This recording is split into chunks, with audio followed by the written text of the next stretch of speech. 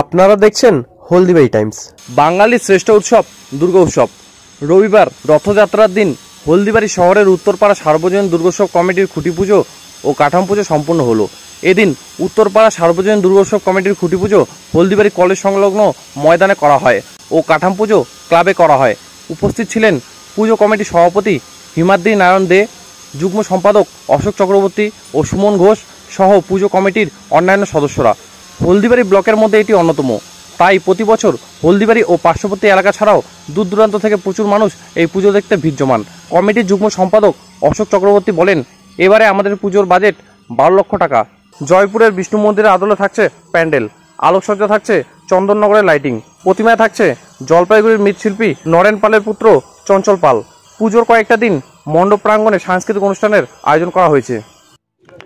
আজকে আমাদের এবার উত্তরপাড়া সার্বজনীন দুর্গোৎসব কমিটির ৭৮তম পুজো। আজকে আমাদের কাঠামো পুজো ও খুঁটি পুজো হলো।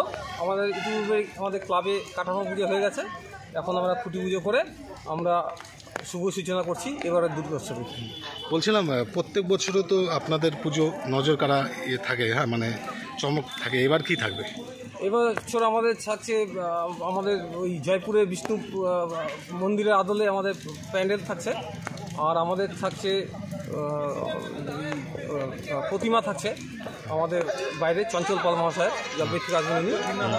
আর থাকবে আমাদের চন্দননগরের লাইট থাকবে এবং সাংস্কৃতিক অনুষ্ঠান থাকবে পঞ্চমী থেকে সারা দশমী অবধি, নবমী অবধি, এবং অন্য অন্য যে অনুষ্ঠান আমাদের অষ্টমীতে ভোগ মহাভোগ হয়, নবমীতে হয়, সমস্ত বিষয়ই হবে, আরও ব্যাপকভাবে হবে। বাজেট কি আছে? বিভাগ বাজেট আমাদের 12 লাখ টাকা। ঠিক আছে, আপনার নাম আর পরিচয়?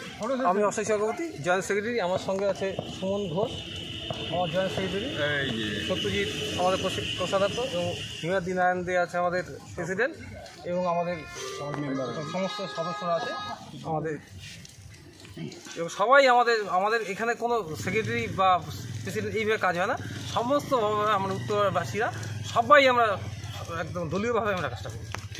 ধন্যবাদ।